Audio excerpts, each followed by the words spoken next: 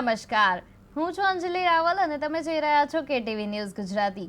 આજની તારીખ 5 સપ્ટેમ્બર 2025 અને શિક્ષક દિવસની આપ સૌને ખૂબ ખૂબ શુભેચ્છાઓ। કહેવાય છે કે શિક્ષક દિવસ એટલે કે શિક્ષક દિવસમાં માતા પિતા પણ શિક્ષક હોય છે અને આપણા જે ગુરુ હોય છે એ પણ શિક્ષક હોય છે। એવી જ રીતે આજે આપણી સાથે જોડાયા છે શાસ્ત્રીજી ભદ્રેશભાઈ દવે, જે ખૂબ જ સમયથી આવી રીતે આધ્યાત્મિક કર્મમાં જોડાયેલા છે અને ભાગ્યલાભમાં આપણી સાથે રોજે સોમવારથી શુક્રવાર બપોરે 3:30 થી 4:30 કલાકે જોડાય છે। તો શાસ્ત્રીજી, આપનું ભાગ્યલાભમાં સ્વાગત છે। જય ગણેશ જી। હવે આજનો જે દિવસ છે 5મી સપ્ટેમ્બર 2025 અને 13 છે। આજે તિથિની વાત કરીએ તો આજે 13 છે અને આવતીકાલે ગણેશોત્સવ ચાલી રહ્યો છે અત્યારે, ને આવતીકાલે ગણેશોત્સવનો છેલ્લો દિવસ છે એટલે આપણે ગણપતિ બાપાને વિદાય આપવાનો દિવસ છે। ત્યારે આવતીકાલે વિસર્જન, ગણેશ વિસર્જન છે। તો શાસ્ત્રીજી, આપ શું કહેશો ગણેશ વિસર્જન વિશે? વિદ્યારંભે વિવાહે ચ પ્રવેશે નિર્ગમે તદા સંગ્રામે સંકળે ચૈવ વિઘ્નતસ્ય ન જાયતે। શરૂઆત કરીએ ગણેશ ચતુર્થીથી પ્રારંભ કર્યો હોય અને અનંત ચતુર્દશી જે ખૂબ મહિમાનો દિવસ હોય, 10 દિવસ 11 દિવસ સુધી આપણે ભગવાનજીની કૃપાથી, ગણેશજીની કૃપાથી એમને ખૂબ લાડ લડાવ્યા હોય, સવાર સાંજ પૂજા અર્ચના અને આરાધના કરી હોય અને આરતી કરી હોય, ખૂબ મજાના એમને ઉત્સવમાં ધરો ચડાવી હોય, દુર્વા ચડાવી હોય, પણ જ્યારે અનંત ચતુર્દશીનો દિવસ આવે, શાસ્ત્રમાં કીધેલું છે કે અનંત ચતુર્દશીનો દિવસે ભગવાનનું વિસર્જન કરવામાં આવે છે। તો એ કેવી રીતે બને છે? કારણ કે વિસર્જન જે સર્જન કરતા હોય એનું જ વિસર્જન કરવાનું હોય અને એમના પાણીમાં, મહાભારતમાં એક પ્રસંગ આવે ને એ પ્રસંગમાં જ્યારે 10 દિવસ ગણેશજી થાકી જાય ત્યારે એ ઠંડક ઉતારવા માટે, એટલે કે ઠંડક એટલે કે નદીમાં સ્નાન કરવા માટે જાય છે। એ પ્રક્રિયાના ભાગરૂપે આપણે 10 દિવસ પછી એમનું વિસર્જન કરતા હોય એવો ભાવ રહેલો છે। શાસ્ત્રમાં લખેલું છે કે જે વ્યક્તિ ગણેશજીની ઉપાસના અને આરાધના કરતો હોય 10 દિવસ સુધી અને પરમાત્માનું નામ સ્મરણ કરતું હોય, ત્યારે એને જ્યારે આ કાર્ય કરવાનું હોય, ઉત્તર પૂજન કરવાનું હોય, ત્યારે ભગવાનના નામનું સ્મરણ કરવું જોઈએ, ભગવાનનું નામનું સ્મરણ કરવું જોઈએ। ખાસ કરીને 21 દુર્વા એ દિવસે ચડાવવી જોઈએ, ગણેશજીની ઉપર 21 દુર્વા ચડાવવી જોઈએ। ગણેશજીને પ્રાર્થના કરવી જોઈએ કે 10 દિવસ સુધી, 11 દિવસ સુધી અમારા પટાંગણમાં, અમારા ઘરમાં કે અમારી સોસાયટીમાં કે પોરમાં રહ્યા એ બદલ એમને છે ને આભાર વ્યક્ત કરવો પડે, ક્ષમા યાચવી જોઈએ। 10 દિવસ સુધી કોઈ પણ આપણી ભૂલ થઈ ગઈ હોય તો એમને પ્રાર્થના કરીને કહેવું જોઈએ કે પ્રભુ અમને માફ કરજો। શાસ્ત્રમાં લખેલું છે કે જ્યારે ગણેશ ચતુર્થીનો દિવસ આવે ત્યારે સંવત્સરીનો પણ પર્વની પ્રારંભ થાય છે। માફ શબ્દમાં છે ને માં આગળ હોય, સમામાં માં પાછળ હોય, એટલે માફ કરે છે। ગણેશજી દરેક દેવતાઓમાં પ્રથમ પૂજનીય છે, વિઘ્નહર્તા છે, મોદક પ્રિયાય છે, એમના અનેક નામ છે, શૂર્પકર્ણાય છે અને એને એકદંતાય કહેવામાં આવે। ગણપતિ દાદાના અનેક નામોમાં પરમાત્માનું એ નામ એક છે કે જ્યારે મોદક પ્રિયાય નમઃ, ગણેશજીને મોદક ખૂબ પ્રિય હોય છે। ગણેશજીને આપણે જ્યારે ચિત્રજી જોઈએ ને ત્યારે પણ આપણે અભિવ્રત થાય કે ગણેશજીના સુંદર મજાના જે સ્વરૂપ બિરાજમાન કરતા હોય એમાં કર્ણ એટલે શૂર્પકર્ણાય નમઃ એમનું નામ છે। એટલે કે એમના કાન સુપડા જેવા છે, દરેક વાતને ગ્રહણ કરતા હોય, દરેક વાતને પચાવી જાણતા હોય। એમનું મોટું પેટ છે એટલે વાતને પચાવી જાણે છે અને દરેકને એવા આશીર્વાદ પ્રદાન કરવા માટે પરમાત્મા આવે છે। આપણે આરતી કર્યા પછી જ્યારે પણ આ વિસર્જન કરવાની પ્રક્રિયા કરતા હોઈએ ત્યારે ખાસ કરીને જ્યારે ગંગાજી, યમુનાજી, સરસ્વતીજી, નર્મદાજી બધાને જલ લાવવા પડે, એ જલ મિશ્રિત કરવા પડે અને એ જે એક સુંદર મજાનું વાસણ હોય અથવા તો મોટું વાસણ હોય એમાં પધરાવવા જોઈએ। જ્યારે આપણે પધરાવીએ ત્યારે એટલું ધ્યાન રાખવું એ અગત્યનું છે, જ્યારે પધરાવતો હોઈએ ત્યારે આપણે બીજી બધી વસ્તુ એમની હોય એ બધું બાજુમાં મૂકી દઈએ અને ભગવાનના નામને આપણે પ્રાર્થના કરતાં કરતાં પધરાવીએ। અને ગણપતિ બાપા અગલે બરસ તું જલ્દી આ શબ્દ આપણે સાંભળવામાં આવે કે ગણપતિ બાપા મોરિયા, અગલે બરસ તું જલ્દી આ। ભગવાનને એટલે આજેથી વિનંતી કરે છે, 10 દિવસ સુધી લાલન પાલન પોષણ આપણે પરમાત્માને પ્રાર્થના કરતા હોઈએ કે પરમાત્મા આજે જ્યારે સમય મળ્યો અને તમને અમે પ્રાર્થના કરીએ છીએ અમારા પરિવારને સુખી કરજો। પરિવાર એક થઈને કાર્ય કરતું હોય, પરિવારના જે પણ વ્યક્તિઓ જે બિરાજમાન થતા હોય એ એકતાથી બિરાજમાન થતા હોય છે કે આ પરમાત્માનું આપણે નામ સ્મરણ કરવું છે। વ્યક્તિ જ્યારે આવા દિવસો, આવા પર્વ ચાલતા હોય ત્યારે ગણેશ યજ્ઞ કરતા હોય, ગણેશ યાગ કરતા હોય છે અને સાથે સાથે જ્યારે આપણે કંકુ, અબીલ, ગુલાલ, હળદર, સિંદૂર, ચોખા એમનાથી પરમાત્માને વધાવતા હોઈએ છીએ, વધાવીને પરમાત્માને સ્મરણ કરીએ છીએ કે પરમાત્મા અગલે બરસ તું જલ્દી આ. ધ્યાન રાખવા જેવી બાબત એ છે કે જ્યારે પણ ગણપતિ દાદાને વિસર્જન કરતા હોઈએ ત્યારે આપણે એક વસ્તુ યાદ રાખવી જોઈએ કે એમને જ્યારે પ્રાર્થના કરીએ છીએ કે પરમાત્મા તમે મારા ઘરે આવ્યા છો, બધાને આપણે દુઃખ હરવાવાળા છો પ્રભુ, તો એક વાત નક્કી કરીએ કે ભગવાનની જોડે બિરાજમાન કરીને આપણે એમને કહેવાનું છે કે અમારાથી કોઈ પણ નિર્વિઘ્નમ મમ સંસારમ નિર્વિઘ્નમ વાણિજ્યમ સદા નિર્વિઘ્નમ ધનપુત્રાદિ ગણેશસ્ય પ્રસાદત, કે અમારાથી કોઈ પણ ભૂલ થઈ ગઈ હોય એમને સમાયા છે.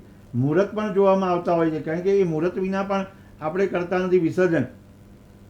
ગણપતિ બાપાના આવતીકાલના વિઘ્નહર્તાના મુહૂર્તો પણ આપણે જણાવી દઈએ દર્શક મિત્રોને કે ગણેશ વિસર્જનના શુભ મુહૂર્તો જેઓ શનિવારનો દિવસ અને સવારે 7:58 થી 9:30 સુધી આ મુહૂર્ત છે. બપોરે 12:40 થી 5:15 સુધીના વિસર્જનના મુહૂર્ત છે અને સાંજે 6:55 થી 8:25 સુધીના મુહૂર્તો રહેલો છે. ગણપતિ વિસર્જનમાં ખાસ કરીને અન્ય પૂજા કરતા ભગવાનના 12 નામનું સ્મરણ કરીશું. 12 નામનું સ્મરણ ના થઈ શકે તો ઓમ ગમ ગણપતિ નમની માળા કરીશું. ભગવાનને વિસર્જન કરતી ફેરી પણ અનેક મંત્રો બોલવામાં આવતા હોય અને એ મંત્રોને આપણે બોલવામાં આવે કે ગચ્છ ગચ્છ સુરશેષ સ્વસ્થાની પરમેશ્વર યત્ર બ્રહ્માદયો તત્ર ગચ્છ હુતાશ્રમ.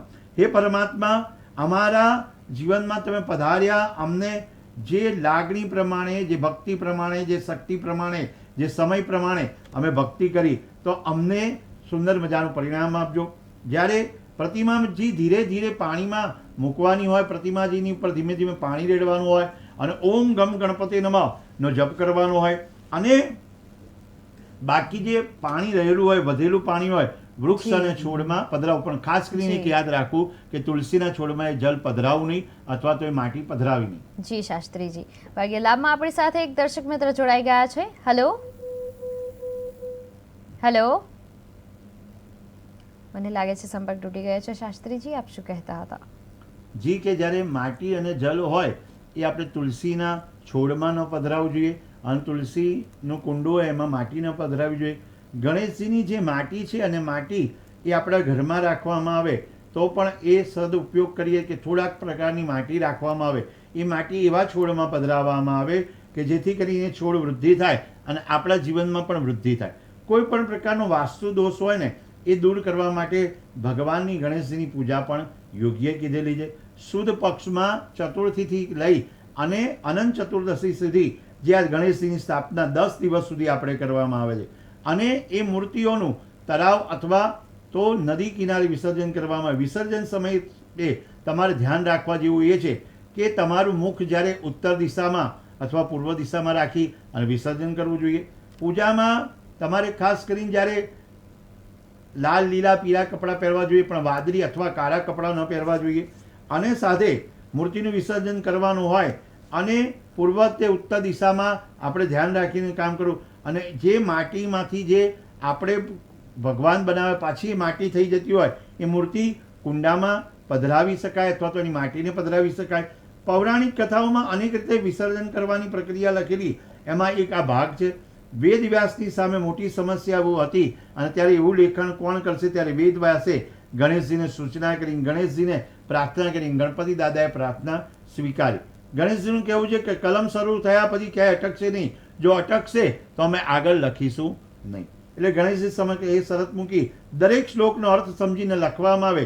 ગણેશજી આ પ્રસ્તાવ સ્વીકાર કરે છે અને મહાભારતની રચના શરૂઆતે 10 દિવસ સુધી આ કથા સંભળાય છે અને બાપા એને લખતા જાય. પરંતુ જ્યારે વેદ વ્યાસજી 10 દિવસ સુધી પછી આંખો ખોલીને જોયે છે તો ગણપતિ દાદાનું તાપમાન વધી ગયું હોય, શરીરને ઠંડુ પાડવા માટે એમને પાણીમાં ડુબાડવામાં આવે છે. આ પણ એક વાત છે, એક કથા છે, દંતકથામાં રહેલું છે. વિસર્જન માત્ર ઠંડક આપવા માટે કરવામાં આવે છે અને પરમાત્માને પ્રાર્થના કરવામાં આવે કે અમારા બધાનું કલ્યાણ થાય. કલ્યાણ એ પરમાત્મા કરવાવાળા છે. ભાદ્રપદના દિવસો હોય અને ભાદરવા મહિનામાં શરદ ઋતુ ચાલતી હોય અને શરદ ઋતુમાં આપણે ગણેશજીને પ્રાર્થના કરતા હોઈએ કે દરેક પ્રકારની નિર્વિઘ્નતાની પ્રાપ્તિ કરાવડાવે અને ગણેશજી આપણા પરિવારને અને આપણા સમાજને ખૂબ આશીર્વાદ આપે. જી શાસ્ત્રીજી, ભાગ્ય લાભમાં આપણા દર્શક મિત્રોને જણાવશું કે આવતીકાલે ગણેશ વિસર્જન છે, ત્યારે આ ગણેશ વિસર્જનમાં એવી કઈ 5 બાબતો છે કે જે ભક્તોએ કરવી જોઈએ અને પછી જ જે આપણી ગણેશજીની પ્રતિમા છે એનું વિસર્જન કરવાનું હોય છે? સુંદર મજાનો આપણો પ્રશ્ન છે. ગણેશજીને જ્યારે આપણે વિસર્જન કરતા હોય ત્યારે એક જમણા કાનમાં છે ને એમને કહેવું જોઈએ ગણપતિ દાદાને 20 એટલે કે આપણી જે ઈચ્છાઓને વ્યક્ત કરવી જોઈએ કે ગણપતિ દાદા તમે અહીંયા રોકાયા, આભાર વ્યક્ત કરીએ અને સાથે પહેલી ઈચ્છા વ્યક્ત કરવી જોઈએ. બીજા નંબરમાં 4 જે આપણું ઘર હોય અથવા તો પંડાલ હોય, 4 દિશામાં એક લાડુ મૂકવો જોઈએ. 4 દિશામાં આપણે લાડુ મૂકીએ અને લાડુ મૂકવાથી આપણું પ્રગતિ થાય, આપણી પ્રગતિ થાય, એના માટે આપણે લાડુ મૂકવામાં આવે. સાથે ત્રીજા નંબરમાં ધ્યાન રાખવાનું એ છે કે જ્યારે આપણે વિસર્જન કરતા હોય ત્યારે પૂર્વ દિશા અથવા ઉત્તર દિશામાં આપણું મુખ રાખવું જોઈએ. ત્રીજા નંબર પછી ચોથો નંબર એ આવે છે કે એક દોરો જે વસ્ત્ર આપણે ભગવાનને અર્પણ કર્યું હોય એ વસ્ત્ર રક્ષસૂત્ર તરીકે આપણા હાથે બાંધી શકાય અથવા તો આપણી જે જગ્યા હોય એ જગ્યા પર આપણે મુકાય અથવા કાઉન્ટિંગ એટલે કે કેશ કાઉન્ટર હોય ત્યાં મૂકી શકાય. અને ખાસ કરીને 5મી બાબત એ કે જેટલું બને એટલો સમય આપણે ભગવાન ગણેશજીને આપીએ, વિઘ્નહર્તાને પ્રાર્થના કરીએ. જ્યારે ચોથ આવે છે ને 14 આવે ત્યારે ગણેશજીને નહીં, પણ જે ગણેશ ભક્તો હોય એમને ખાસ કરીને સંકટ ચોથના દિવસે એ સંકટ ચોથનો પાઠ કરવો જોઈએ, એટલે કે સંકટનાશન સ્તોત્રનો પાઠ કરવો જોઈએ. વદ ચોથ આવતી હોય સંકટ ચોથના દિવસે આપણે પાઠ કરવો યોગ્ય પરિણામ આપે. જી શાસ્ત્રીજી, ભાગ્ય લાભમાં આપણી સાથે એક દર્શક મિત્ર જોડાઈ ગયા છે. હેલો. જી નમસ્તે, ભાગ્ય લાભમાં તમારું સ્વાગત છે. તમારી જન્મ તારીખ જણાવશો? મારા બેબી વિશે પૂછવું છે. જી. જન્મ તારીખ 25/12/2004. જી. અને એમનો જન્મ સમય શું છે? બપોરે 4:20. બપોરે 4:20. અને એમનું જન્મ સ્થળ? રાજકોટ. અને તમારો પ્રશ્ન શું છે?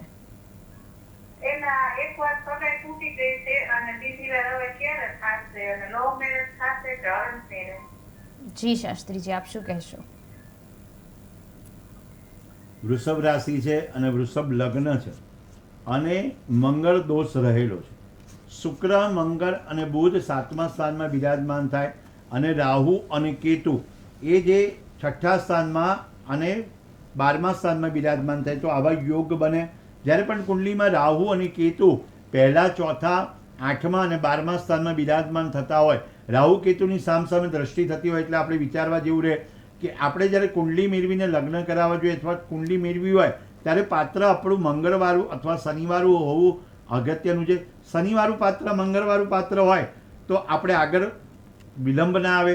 અને ખાસ જ્યારે મંગળવારી કુંડલી છે અને રાહુ અને કેતુ બિરાજમાન થાય છે ત્યારે આપણે એ વિચાર કરવાનો છે કે એ દીકરીએ કુંભ વિવાહ કરાવવો જોઈએ. એ કુંભ વિવાહથી એમને સારું પરિણામ આવી શકે છે. 2025 21મી મેથી એમના યોગ સારા છે. 21 મે 2025 થી 19મી નવેમ્બર 2026 સુધીના બધા યોગ સારા સાબિત થાય છે તો એમને આ દિશા તરફ આગળ વધી શકાય. અને ખાસ કરીને એક ફરીથી નમ્ર વિનંતી આપને કે મંગળ હોવો અગત્યનો છે. 7મા સ્થાનમાં મંગળ છે તો સામેવાળું પાત્ર મંગળવાળું હોય એ વધારે લાભદાયી છે.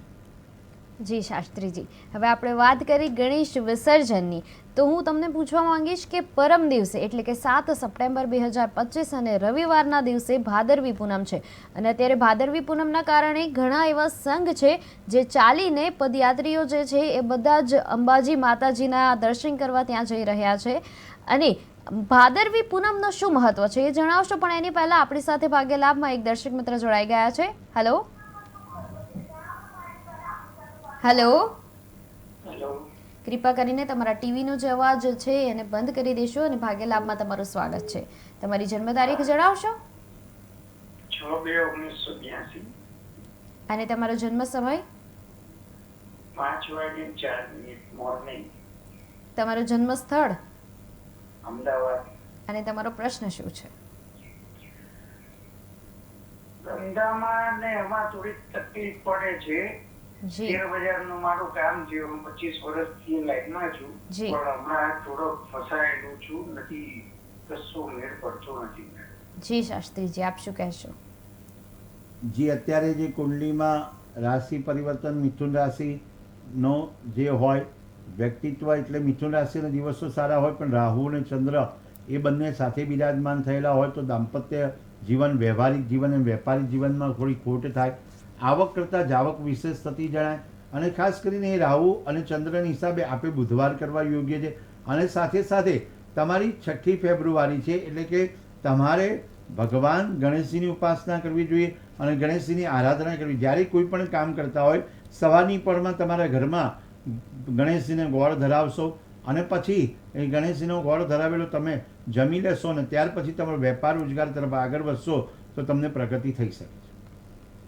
જી શાસ્ત્રીજી, વાગ્યલાભમાં આપણે વાત કરી રહ્યા હતા ભાદરવી પૂનમ વિશે, જે અત્યારે પદયાત્રીઓ ચાલીને અંબાજી માના દર્શન કરવા જઈ રહ્યા છે ભાદરવી પૂનમ ભરવા માટે. તો આ ભાદરવી પૂનમનું શું મહત્વ છે? ખૂબ મહત્વ. પરમાત્માની જે દરેક વસ્તુનું દરેક પ્રારબ્ધ હોય અને એમાં આપણે ગણેશજીની પૂજા આરાધના. જી જી શાસ્ત્રીજી, આપણે આ વિશે ફરીવાર વાત કરીશું, પણ એની પહેલા ભાગ્યલાભમાં આપણી સાથે એક દર્શક મિત્ર જોડાઈ ગયા છે. હેલો. હેલો. નમસ્તે, ભાગ્યલાભમાં તમારું સ્વાગત છે. તમારી જન્મ તારીખ જણાવશો? 7/3/2001. હા. તમારો જન્મ સમય સારાવાડ. અને તમારો જન્મ સ્થળ? સારાવાડ. તમારું જન્મ સ્થળ અમદાવાદ. અને 12:30 બપોરે? હા, બપોરે. અને તમારો પ્રશ્ન શું છે? અરે હા, મતલબ કુંડલીમાં કોઈ દોષ છે, મતલબ લગ્નનો વિવાહનો? જી જી, આપની રાશિ કર્ક રાશિ છે. આપનું નામ જણાવશો? નેહા.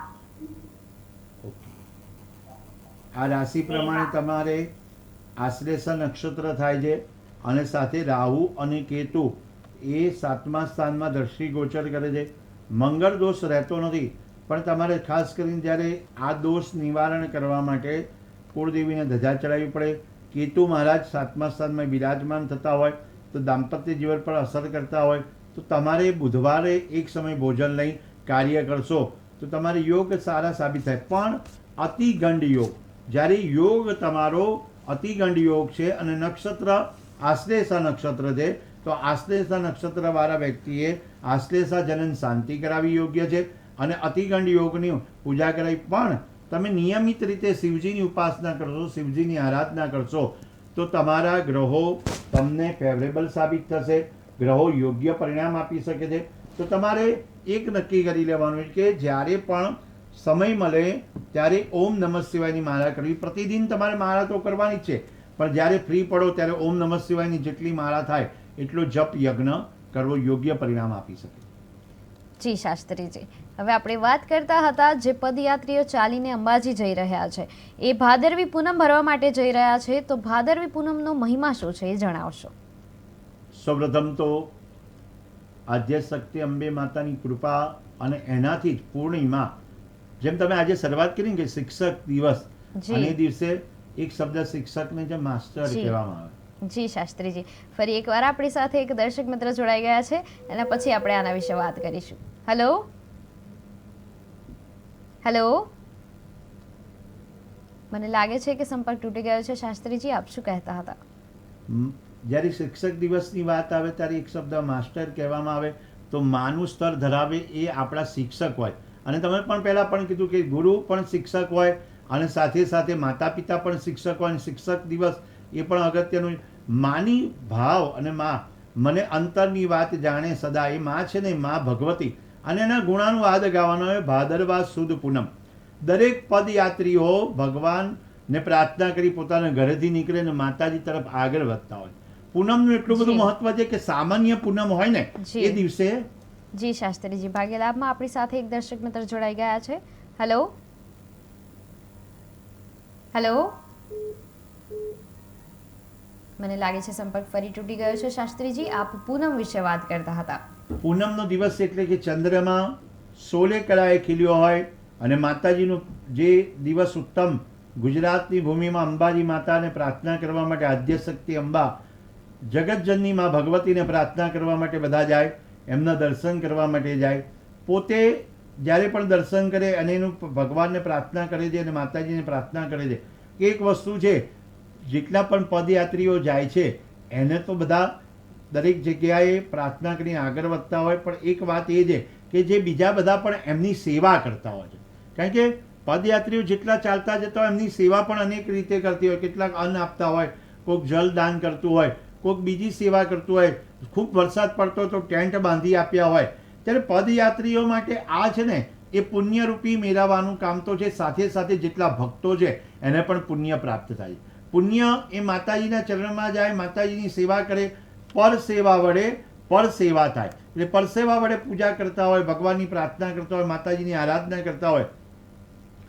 આજનો દિવસ એટલો બધો સુંદર છે કે આજે 13 પછી આવે છે 14નો દિવસ ને પછી આવે પૂર્ણિમાનો દિવસ. એ પૂર્ણિમા એટલે પૂર્ણિમા એટલે પૂર્ણમાં કહેવામાં આવે. માની આરાધના કરવાનો સૌથી સરસ દિવસ હોય તો પૂનમનો દિવસ કીધેલો છે. પૂનમના દિવસે તમારે માતાજીને પ્રાર્થના કરવી જોઈએ, આરાધના કરવી જોઈએ. ઘરમાં શક્ય હોય તો ચંડી પાઠ કરવો જોઈએ, દુર્ગા સપ્તશતીનો પાઠ કરવો જોઈએ. દુર્ગા સપ્તશતીના પાઠ કરવાથી ઘરમાં કોઈ પણ પ્રકારના તમારે સમસ્યા હોય એ બધી સમસ્યાઓ દૂર થઈ જાય છે. તો આપણે જ્યારે ભાદરવા સુદ પૂનમની વાત કરતા હતા એમાં એ મહત્વનું એ કે ઘરે જો આપણી કુળદેવી હોય, કુળદેવીને દીપ કરો એટલે કે દીવો કરો, ધૂપ કરો અને નૈવેદ્ય અર્પણ કરો, માતાજીને તિલક કરવું, અક્ષત લગાવો. કદાચ આપણે અંબાજી સુધી નહીં જઈ શકતા હોઈએ તો આપણા ઘરે પણ માતાજીને પ્રાર્થના કરી શકીએ. આમ એવું કહેવામાં આવે છે પ્રાર્થના કરવા માટે કોઈ સમય નથી, પણ સવારે વહેલા ઉઠી અને માતાજીને જેટલું બને એટલું નામ લેવાય કે મા ભગવતી તારી પૂજા કરીએ, તારી આરાધના કરીએ. માતાજીના અનેક રીતે પઠન કરવામાં આવે. સર્વ મંગલ માંગલ્યે શિવે સર્વાર્થ સાધિકે શરણ્યે ત્રંબકે ગૌરી નારાયણી નમોસ્તુતે. હે મા ભગવતી, તમને અમે પ્રણામ કરીએ છીએ. અમારા જીવનમાં આવનાર કોઈ પણ પ્રકારની સમસ્યા હોય, સંકટ હોય, એ માતાજી તમે દૂર કરો. એ પર્વ છે ને એમાં બધા માતાજીને બોલ મારી અંબે જય જય અંબે, બોલ મારી અંબે જય જય અંબે સાથે ધજા પણ ચડાવતા હોય, ચુંદડી લઈને જતા હોય, અથવા તો કોઈ પણ પ્રકારના મનોરથ થઈ જાય છે. એટલે કે ભાદરવા સુદ પૂનમના દિવસે તમારા મનોરથ સિદ્ધ કરવાનો દિવસ છે. મા ભગવતીની આરાધના કરવાનો દિવસ છે. મા ભગવતીની સાથે સાથે ત્યાં ગણેશજી બિરાજમાન થતા હોય, કુબેર ભંડારી બિરાજમાન થતા હોય, અને ગબ્બર ગોખ પર જઈ અને માને પ્રાર્થના કરવી જોઈએ કે મા આજે હું એક ભાગ્યશાળી નહીં પણ સૌભાગ્યશાળી છું કે તમારા દ્વાર સુધી આવી ચડ્યો છું. અને દ્વારે આવેલે વ્યક્તિને મા નિરાશ કરતી નથી. તો આપણે મા ભગવતીને પ્રાર્થના કરીએ કે સર્વનું કલ્યાણ કરવા ભગવતી ભાદરવા સુદ પૂનમના દિવસે નહીં પણ દરેક દિવસ માટે દરેકને આનંદ અપાવડાવે. જી શાસ્ત્રીજી, ભાગ્ય લાભમાં આપણા દર્શક મિત્રોને જણાવશો કે પૂનમના જ દિવસે મેં સાંભળ્યું છે કે ચંદ્રગ્રહણ છે, તો આ ચંદ્રગ્રહણ કેવી રીતે પાળવો જોઈએ અને શું કરવું જોઈએ? જી, તમે આપણી જે માહિતી છે કે એ પ્રમાણે કે પૂનમનું ચંદ્રગ્રહણ અને એ ચંદ્રગ્રહણનું મહત્વ પણ આપણે સમજીએ. કેમ કે દરેક ગ્રહણ છે ને એ દરેક પ્રકારનું આપણને કહે છે. 6ઠી સપ્ટેમ્બર ગણપતિ વિસર્જનનો દિવસ, 7મી ભાદરવા સુદ પૂનમનો દિવસ છે અને એ દિવસે ગ્રહણ છે. અને ગ્રહણના દિવસે વ્યક્તિ ભાદરવા મહિનાની પૂર્ણિમા ધાર્મિક દ્રષ્ટિએ ખૂબ મહત્વની છે. કારણ કે દાન, સત્કર્મ, ઉપવાસનો મહિમા એ બધો ભાદરવા પૂનમના દિવસે કરતા હોય છે. પૂર્ણિમાની રાતે પૂર્ણ ચંદ્રગ્રહણ રહ્યું છે. ચંદ્રગ્રહણ અંગે એવી માહિતી છે કે ગ્રહણ દરમિયાન પૂજા કે ભોજન લેવું જોઈએ નહીં. ખાસ કરીને પૂજામાં બેસવું અને ભગવાનનું માતાજીનું સ્મરણ કરવું. જી શાસ્ત્રીજી, ભાગ્ય લાભમાં આપણી સાથે એક દર્શક મિત્ર જોડાઈ ગયા છે. Hello hello. ના શાસ્ત્રીજી, મને લાગે છે કે સંપર્ક તૂટી ગયો છે અને આપણે વાત કરતા હતા કે ચંદ્રગ્રહણ હોય ત્યારે કોઈ ભોજન આપણે ના લેવું જોઈએ, ભોજન ન કરવું જોઈએ. કારણ કે જ્યારે પણ ગ્રહણ હોય અને ગ્રહણમાં સૂતકકાળ દરમિયાન મંદિરોના દરવાજા બંધ કરી દેવામાં આવે છે. ગ્રહણ સમાપ્ત થયા પછી સ્નાનાદિ કર્મ કરી શુદ્ધિકરણ કરી અને એ ચંદ્રગ્રહણ પારવાનું હોય છે. આ ગ્રહણ ભારતમાં દેખાવાનું છે અને આ ભારતમાં દેખાશે એકમાત્ર ગ્રહણ છે જે આપણે આ ગ્રહણ દેખાવાનું છે. આ પછી 21મી સપ્ટેમ્બરે જે સૂર્યગ્રહણ થશે એ ભારતમાં દેખાવાનું નથી. આ જે ગ્રહણ ચંદ્રગ્રહણ 7 અને 8 સપ્ટેમ્બરની રાત્રે થશે. તે સપ્ટેમ્બરના રોજ રાત્રે 9:56 વાગ્યેથી શરૂ થશે. ગ્રહણનો મધ્ય ભાગ 11:41 વાગે થશે. આ સમય પૂર્ણ ચંદ્રગ્રહણ દેખાશે. આ પછી ગ્રહણ 1:26 વાગે સમાપ્ત થઈ જશે. આ ચંદ્રગ્રહણ એશિયામાં, હિન્દ સાગરમાં, પશ્ચિમી પ્રશાંત સાગરમાં, ઓસ્ટ્રેલિયામાં અને યુરોપમાં બધી જગ્યાએ દેખાશે. અને ચંદ્રગ્રહણનું સૂતક ગ્રહણના 9 પહેલા 9 કલાક પહેલા પાડવું પડે. એટલે કે ચંદ્રગ્રહણનું સૂતક બપોરે 12:56 વાગ્યાથી શરૂ થઈ જશે અને ગ્રહણનો અંત આવે ત્યાં સુધી આ ગ્રહણ પાડવાનું રહેશે. એટલે કે આપણે 12:56 પહેલાં ભોજન કરી લેવું જોઈએ. 12:56 પહેલાં આપણા મંદિરના દ્વાર બંધ કરી દેવા જોઈએ. પણ એ બધું કરીએ સાથે સાથે કોઈ વૃદ્ધ હોય, કોઈ રોગી હોય, જી. રોગી હોય અથવા કોઈ બાળક હોય, જી. એ વ્યક્તિએ આ ચંદ્રગ્રહણ પાડવાનું રહેતું નથી. કારણ કે જી. એને ઘરમાં જ રહેવાનું હોય. જી શાસ્ત્રીજી, ભાગ્ય લાભમાં આપણી સાથે એક દર્શક મિત્ર જોડાઈ ગયા છે. હેલો, હા નમસ્કાર મેડમ. નમસ્તે. ભાગ્ય લાભમાં તમારું સ્વાગત છે. તમારી જન્મ તારીખ જણાવશો? 10/3/73. તમારો જન્મ સમય શું છે? 10/3/73 રાત્રે 1:55. 73 ને?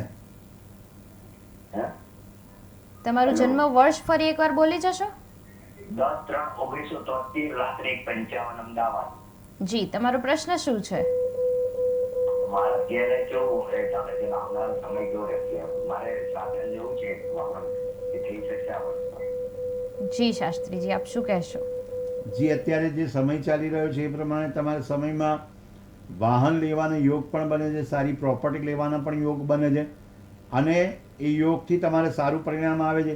પણ શનિ અને રાહુ કેતુના હિસાબે થોડું ડિસ્ટર્બ થતું હોય તો તમારે ખાસ કરી બુધવારે એક સમય ભોજન લેવું, જેથી કરીને તમારા કાર્યમાં વિલંબ ના આવે. વાહન લેતા હોય, મિલકત લેતા હોય કે સમાજમાં યશ મેળવતા હોય તો આપણે એ અગત્યનું સાબિત થાય કે આપણે જોઈને કામ કરવું એ યોગ્ય પરિણામ આપી શકે છે. જી શાસ્ત્રીજી, ભાગ્ય લાભમાં આપ કહી રહ્યા હતા ચંદ્રગ્રહણ વિશે. તો ચંદ્રગ્રહણમાં કયા નિયમોનું પાલન કરવું જોઈએ? ચંદ્રગ્રહણના નિયમોમાં એક તો સર્વપ્રથમ જ્યારે છે ને ભોજનનો બાદ એટલે ભોજન ન કરી શકાય. ભોજન આપણે લેવું જ ના જોઈએ. જપ તપ યજ્ઞ કરવા જોઈએ. જેટલું બને ગ્રહણ કાળ દરમિયાન તમારે ભગવાનના નામનું સ્મરણ કરી શકાય. જેટલું બને એટલું સ્મરણ કરશો. ગ્રહણ યોગ હોય અને ગ્રહણ યોગવાળી કુંડલી હોય, ચંદ્રગ્રહણ હોય કે પછી સૂર્યગ્રહણ હોય, ગ્રહણ યોગવાળી કુંડલી હોય, એ વ્યક્તિએ સવારે એ ગ્રહણનો વેદ લાગે ને એ પહેલાં એની પૂજા કરાવવી જોઈએ. ગ્રહણ યોગવાળા વ્યક્તિએ ખાસ કરીને ઓમ નમઃ શિવાય મંત્રના જપ કરવા જોઈએ. ગ્રહણ યોગ જે સાબિત કરનાર હોય એ ગ્રહો થતા હોય એ આપણને ખ્યાલ હોય કે એક ખાનામાં 2 ગ્રહ પડ્યા હોય અને ત્યાંથી આપણને આ બનતું હોય તો ત્યારે આપણે ગ્રહણ યોગ સાબિત થાય તો ઓમ નમઃ શિવાયની માળા કરી શકાય. અથવા ચંદ્રગ્રહણ ચાલતું હોય તો ચંદ્ર મહારાજનો ઓમ સોમાય નમઃનો જપ કરી શકાય અને સૂર્યગ્રહણ ચાલતું હોય તો ઓમ સૂર્યાય નમઃનો જપ કરી શકાય. પણ તમને જે પણ કુળદેવીની ઉપાસના કરો, જી. ગ્રહણમાં જેટલું પણ ભગવાનના જપ કરશો, જી. મંત્રો જાપ કરશો. જી શાસ્ત્રીજી, ભાગ્ય લાભમાં આપણી સાથે એક દર્શક મિત્ર જોડાઈ ગયા છે. હેલો, હાલો, શાસ્ત્રીજી પ્રશ્ન પૂછવો છે. જી નમસ્તે. ભાગ્ય લાભમાં તમારું સ્વાગત છે. તમારી જન્મ તારીખ જણાવશો? 16/11/81. ફરી એકવાર તમારી જન્મ તારીખ જણાવી દેશો? 16/11/81. તમારો જન્મ સમય? જન્મ સમય સાંજે 8:15. 8:15 સાંજે. હા, સાંજે. તમારું જન્મ સ્થળ જન્મ ભાવનગર જિલ્લો. અને તમારો પ્રશ્ન શું છે? પ્રશ્ન છે કે ભાઈનો કે સંબંધ વાળો મેળ નથી થતો સંપર્ક વિશે. તો આજે તમે કુંડલી આપી એ તમારા ભાઈની હતી કે તમારી હતી? ભાઈની હતી. જી, આપ શું કહેશો શાસ્ત્રીજી? જી, કે ચંદ્ર અને રાહુ, હમણાં જ જ્યારે આપણે વાત થઈ ને ત્યારે ગ્રહણ યોગની વાત ચાલે, એમાં ચંદ્ર અને રાહુ અને કેતુ મહારાજ બિરાજમાન થતા હોય. મંગળ દોષ એમને રહેતો નથી પણ શનિ મહારાજ બિરાજમાન થયા છે અને ત્રીજા જે ભુવનમાં બિરાજમાન થયેલા હોય મંગળ મહારાજ એ સિંહ રાશિના છે એટલે એમનો સ્વભાવ થોડો ઉગ્ર હશે અને સ્વભાવ ગરમ રહેતો હશે. પણ જન્મ એમનો પુષ્ય નક્ષત્રમાં છે એટલે પુષ્ય નક્ષત્રના વ્યક્તિ એ ખાસ કરીને જ્યારે ચંદ્રની ઉપાસના કરે તો ફળ મળે. આપણે અગાઉ પણ વાત કરી એ જ પ્રમાણે કે આવતીકાલનો દિવસ જો ચંદ્ર ગ્રહણ છે ને એ દિવસે જો ભગવાન ચંદ્રનારાયણની ઉપાસના કરે, ઓમ નમઃ શિવાયના જપ કરે, આ વ્યક્તિની પણ કુંડલીમાં ચંદ્ર રાહુનો ગ્રહણ યોગ થાય. એટલે આ વ્યક્તિએ ખાસ કરીને આવતીકાલે ગ્રહણ યોગના દિવસે ભગવાનના નામનું સ્મરણ કરવું, ઓમ નમઃ શિવાયની માળા કરવી અને યોગ એમના સાબિત થાય 2025માં. આપણે દ્રષ્ટિ કરીએ કે 2025માં એમના યોગ ક્યારે બની રહ્યા છે તો એ આગળ વધવા માટે કટિબદ્ધતા પ્રમાણે આગળ વધી શકે. 2021થી માંડી 2025માં જે યોગ બને છે, સારા સાનુકૂળ યોગ બને છે. 29 એપ્રિલ 2025થી 29મી એપ્રિલ 2026 સુધી યોગ સારા એમના પરિણામ આપી શકે છે. જી શાસ્ત્રીજી, આપણે વાત કરી રહ્યા હતા ચંદ્રગ્રહણ વિશે. તો શું ચંદ્રગ્રહણ હોય તો એની અંદર ક્યાંય ઘરમાં અડી ના શકાય? બહુ સુંદર પ્રશ્ન છે, કારણ કે જ્યારે દર્ભ મૂકવામાં આવે, ડાભડો કહેવામાં આવે, જે દર્ભ મૂકવામાં આવે, બને ત્યાં સુધી એટલું પાલન કરવું. જ્યારે ગ્રહણ યોગ હોય અને ગ્રહણ ચાલતું હોય ત્યારે ભગવાનના નામનું સ્મરણ કરવું જોઈએ. સ્પર્શાસ્પર્શ ન થાય. રેશમી વસ્ત્ર ધારણ કરીને બેસવું જોઈએ. ક્યાં પછી તમારે દર્ભનું આસન ધારણ કરવું પડે, ક્યાં ઊનનું આસન ધારણ કરી અને ભગવાનનું સ્મરણ કરવું જોઈએ. જેટલું બને એટલું તમારે અન્ન અને જલનો ત્યાગ થાય, જેટલા કલાક સુધી ભગવાનનું નામનું સ્મરણ થાય, કંઈ સ્પર્શાસ્પર્શ ન કરતા, અડાઅડ ન કરતા, તમારે કેવલ એક સ્થાને બેસી પૂર્વ દિશા કે ઉત્તર દિશા તરફ મુખ રાખી અને ભગવાનના નામનું સ્મરણ કરશો તો સારું પરિણામ આવશે. જી શાસ્ત્રીજી, ભાગ્ય લાભમાં આપણી સાથે એક દર્શક મિત્ર જોડાઈ ગયા છે. હેલો, નમસ્તે. ભાગ્ય લાભમાં તમારું સ્વાગત છે. તમારી જન્મ તારીખ જણાવશો? જન્મ તારીખ મારા બાબાની છે. જી. 10/8/2003. એમનો જન્મ સમય? જન્મ સમય બપોરના 1 વાગે. હા. એમનું જન્મ સ્થળ જન્મ સ્થળ જુનાગઢ. અને તમારો પ્રશ્ન શું છે? પ્રશ્ન બાબાની સગાઈ થઈ ગઈ, પણ હવે છૂટો કરાવવું તો ઓલા લોકો ઘરેણા નથી આપતા, કે આપશે કે નહીં, એ પ્રશ્ન છે. આપનું નામ શું છે? બાબાનું નામ ધવલ. તમારું નામ? મારું નામ જૈન.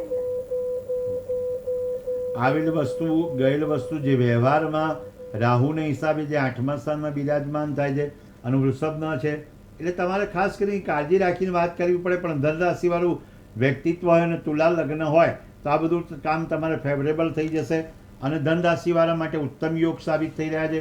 ધન રાશિવાળાએ ગુરુવાર ચાલુ કરશે તો એમને સારું પરિણામ, પોતાનો બેનિફિટ થશે અને કાર્યમાં જે વિલંબ થઈ રહ્યો છે એ તમારું કાર્ય વિલંબ અટકી જશે અને સફળતાની પ્રાપ્તિ. ખાસ એમને ધ્યાન રાખવા જેવું એ છે કે બુધવારના દિવસે ગણેશજીને દુર્વા ચડાવી યોગ્ય પરિણામ આપી શકે.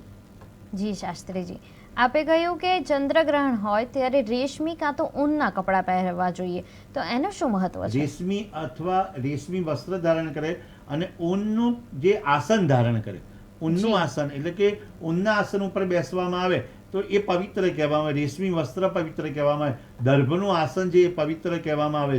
જેથી કરીને તમે એક ચિત્ત રાખી, એક મન રાખી, એકાગ્ર ચિત્ત રાખી અભ્યાસ કરી અને ભગવાનના નામનું સ્મરણ કરશો. જો તમે વિચારશો કે જે ગ્રહણના દિવસે જેટલા જપ યજ્ઞ તપ યજ્ઞ કરવામાં આવશે તો તમારું સુંદર મજાનું પરિણામ. આરોગ્ય ન સારું રહેતું હોય તો મહાદેવજીના મંત્રનો જપ કરવો પડશે.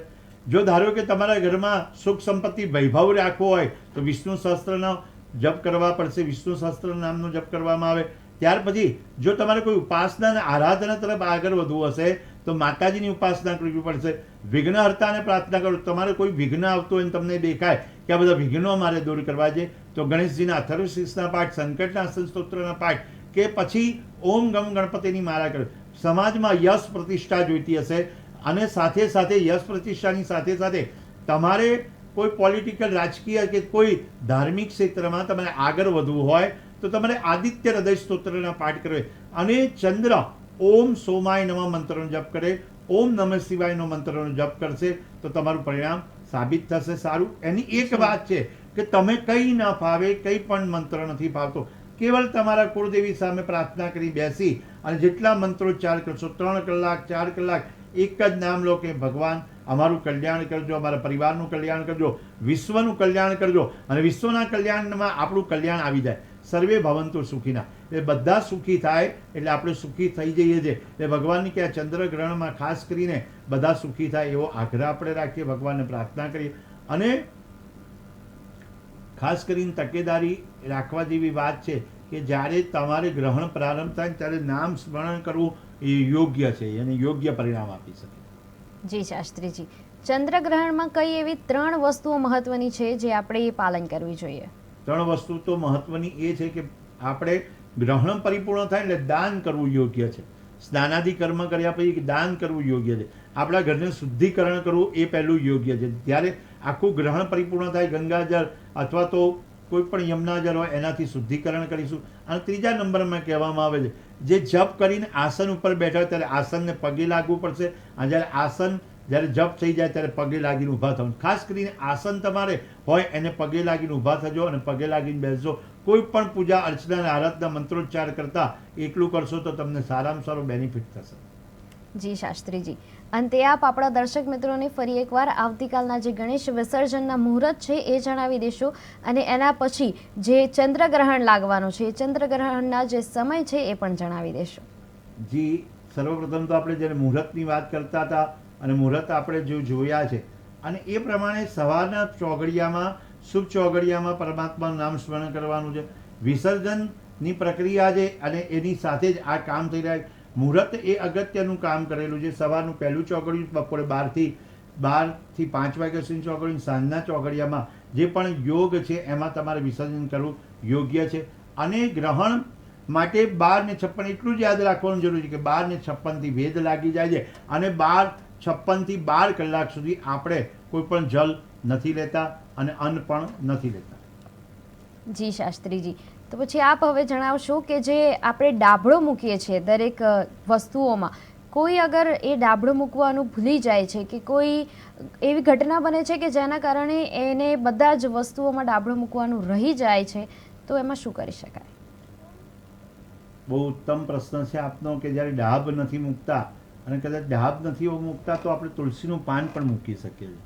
કદાચ ડાબ આપણી જોડે અવેલેબલ ભૂલી જાય છે તો એ વાત બરાબર છે, પણ કદાચ તમને ખબર છે અને આ બધું કહેવામાં આવે છતાં પણ તમે નથી કરતા તો બધું એ રસોઈને તમારે રસોઈ જ બનાવવાનું કામ નથી કરવાનું એ દિવસે. એટલે બધું આપણે એ ત્યાગ કરી દેવાનું, જેટલું બને એટલું ખોરાકનો ત્યાગ કરવાનો. એટલે એ દિવસે 12:56 પહેલાં આપણે ખોરાક બનાવવાનું જ નથી. જલનો પણ ત્યાગ કરીએ છીએ અને અન્નનો પણ ત્યાગ કરીએ. જેટલું બને એટલું ભગવાનનું સ્મરણ કરીશું તો આ ગ્રહણમાં આપણે કાર્ય છે. દર્ભ એ પવિત્રતા લાવે છે. દર્ભથી આપણે ગ્રહણમાં રક્ષા થાય છે. દર્ભ એટલો બધો પવિત્ર કીધેલો છે. દર્ભના આસન પર બેસવામાં આવે, દર્ભ આપણે આંગળીમાં પણ લગાવવામાં આવે, જે ખોરાક હોય એમાં પણ મૂકવામાં આવે અથવા અન્નમાં મૂકવામાં આવે તો એનું પવિત્રીકરણ રહે છે. જી શાસ્ત્રીજી, તો દર્શક મિત્રો, ભાગ્યલાભમાં આજ માટે બસ આટલું જ. બાકી જોતા રહો KTV ન્યૂઝ ગુજરાતી. અને બીજી એક વસ્તુ તમને જણાવી દઉં કે સોમવારે ફરીવાર આપણે ભાગ્યલાભમાં મળીશું અને તમારા જે કાંઈ પણ પ્રશ્નો હશે એ બધા જ તમે સોમવારે શાસ્ત્રીજી ભદ્રેશભાઈ દવેને પૂછી શકશો. અને સોમવારથી શુક્રવાર જોતા રહો KTV ન્યૂઝ ગુજરાતી અને ભાગ્યલાભ. જોતા રહો KTV ન્યૂઝ ગુજરાતી. સમસ્યા તમારી, ખબર અમારી.